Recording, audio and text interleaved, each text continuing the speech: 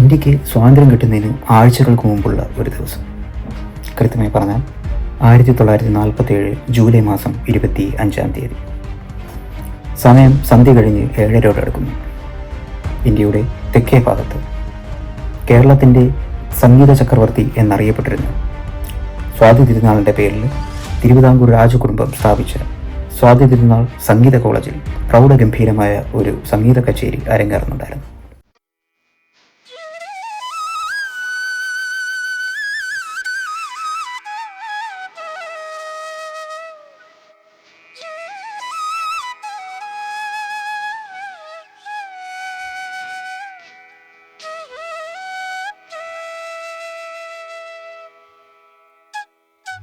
കർണാടക സംഗീതത്തിൻ്റെ മൂർത്തിഭാവം പാടിക്കഴിയും മുമ്പ് വേദിയുടെ മുൻനിരയിൽ നിന്ന് ഒരാൾ എഴുന്നേൽക്കുന്നു. വേദിയുടെ നടുവിലൂടെ അദ്ദേഹം തൻ്റെ കാർ ലക്ഷ്യമാക്കി നടന്നു നീങ്ങുന്നു. ഭയഭക്തി ബഹുമാനമെന്നോളം ആ വേദിയിലുണ്ടായിരുന്ന ഓരോരുത്തരും എഴുന്നേറ്റ് നിന്ന് അദ്ദേഹത്തെ വണങ്ങി യാത്ര അയക്കുന്നു. പെട്ടെന്നാണ് അത് സംഭവിക്കുന്നത്. വേദിയിലിരുന്ന ഒരാൾ തൻ്റെ കയ്യിൽ കരുതിയിരുന്ന ഒരു വടിവാളും എടുത്തുകൊണ്ട് അദ്ദേഹത്തിൻ്റെ മുന്നിലേക്ക് ചാടി വീഴുന്നു. അദ്ദേഹത്തിൻ്റെ കഴുത്ത് ലക്ഷ്യമാക്കി തലങ്ങും വിലങ്ങും വെട്ടുന്നു.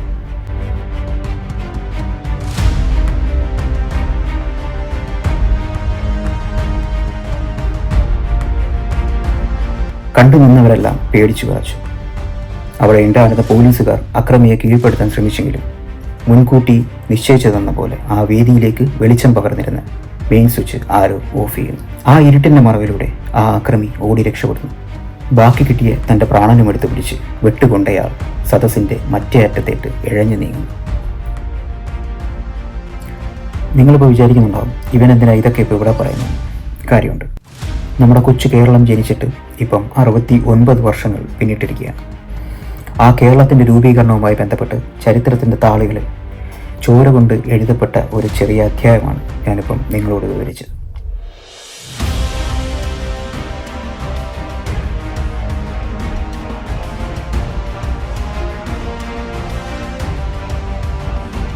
അന്ന് വേദിയിൽ വെച്ച് വെട്ടുകൊണ്ട് വീണത് തിരുവിതാംകൂർ മഹാരാജ്യത്തിൻ്റെ ദിവാനായിരുന്ന സർ CP രാമസ്വാമി അയ്യറായിരുന്നു.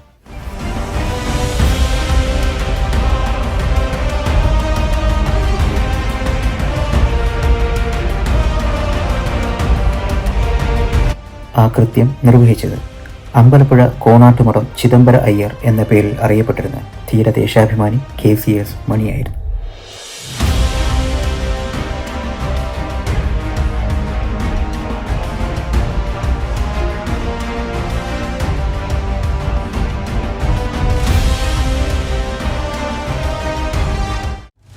സ്വതന്ത്ര ഇന്ത്യയുടെ ഭാഗമാകില്ല എന്ന് പ്രഖ്യാപിച്ച തിരുവിതാംകൂർ മഹാരാജാവിൻ്റെയും ദിവാൻ CP രാമസ്വാമി അയ്യരുടെയും പ്രഖ്യാപനത്തിന് എതിരെയുള്ള പ്രതിഷേധമായിരുന്നു അന്ന് ആ വേദിയിൽ സംഭവിച്ചത്.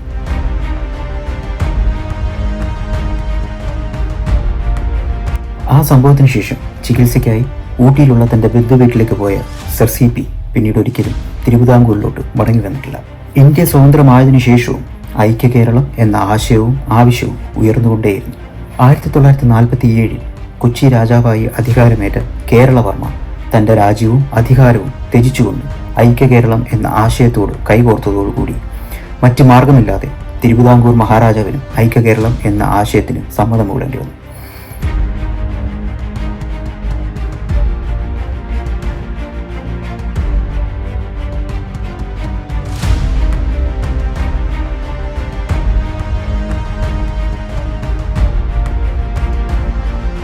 സ്വാതന്ത്ര്യം കിട്ടിയതിനു ശേഷവും 565 കൊച്ചു നാട്ടുരാജ്യങ്ങളാൽ വിഭജിക്കപ്പെട്ടു കിടന്ന ഇന്ത്യയെ ഒന്നിച്ചൊരു കുടക്കീഴിൽ കൊണ്ടുവരാൻ അന്നത്തെ സർക്കാർ തീരുമാനിക്കുന്നു. അങ്ങനെ ഭാഷാടിസ്ഥാനത്തിൽ സംസ്ഥാന രൂപീകരണത്തിനായി ഒരു കമ്മിറ്റി രൂപീകരിക്കുന്നു. ആ കമ്മിറ്റിയിലെ മലയാളി സാന്നിധ്യമായി ആലപ്പുഴക്കാരൻ എഴുത്തുകാരനുമായ സർദാർ KM പണിക്കരും ഉൾപ്പെടുന്നു.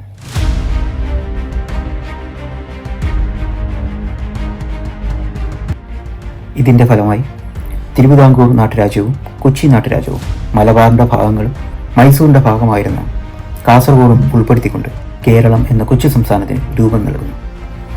ഈ വിഭജനത്തിൻ്റെ ഭാഗമായി തിരുവിതാംകൂറിൻ്റെ തെക്കേ അറ്റത്തുണ്ടായിരുന്ന 4 താലൂക്കുകൾ മദ്രാസ് സംസ്ഥാനത്തിൻ്റെ ഭാഗമായി മാറുകയും ചെയ്യുന്നു. അങ്ങനെ 1956 നവംബർ മാസം 1 നമ്മുടെ കേരളം എന്ന സംസ്ഥാനം രൂപം കൊള്ളുന്നു.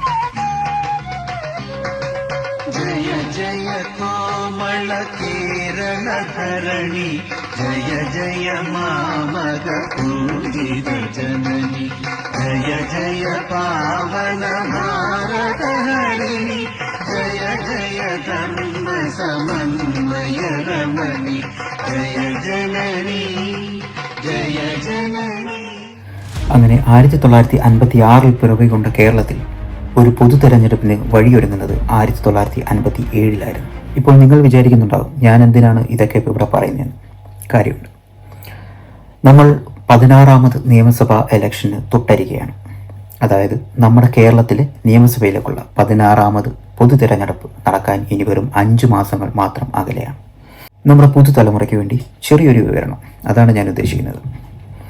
ഇക്കഴിഞ്ഞ 15 നിയമസഭാ കാലഘട്ടവും അതാത് കാലഘട്ടത്തിലുള്ള മുഖ്യമന്ത്രിമാർ, മന്ത്രിമാർ, ചെറുതും വലുതുമായ സംഭവവികാസങ്ങൾ എല്ലാം ഉൾപ്പെടുത്തിക്കൊണ്ട് ചെറിയൊരു വിവരണം. ഓരോ തിരഞ്ഞെടുപ്പും ഓരോ എപ്പിസോഡ് എന്ന രീതിയിൽ ക്രമപ്പെടുത്താനാണ് ഞാൻ ഉദ്ദേശിക്കുന്നത്. അതിനായി നിങ്ങളുടെ ഓരോരുത്തരുടെയും സപ്പോർട്ടും പ്രതീക്ഷിച്ചോളൂ. അപ്പം വരും ദിവസങ്ങളിൽ വീണ്ടും ജനവധി എന്ന് ഞാൻ പേരിട്ടിരിക്കുന്ന ആ പരിപാടിയുടെ ഓരോ അധ്യായമായി നിങ്ങളുടെ മുന്നിലെത്താമെന്ന് പ്രതീക്ഷയോടെ ഐ ആം സൈനിങ് ഓഫ്.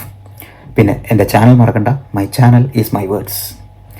ആ വാക്കുകളുടെ ലോകത്തേക്ക് നിങ്ങൾക്ക് എപ്പോഴും സ്വാഗതം.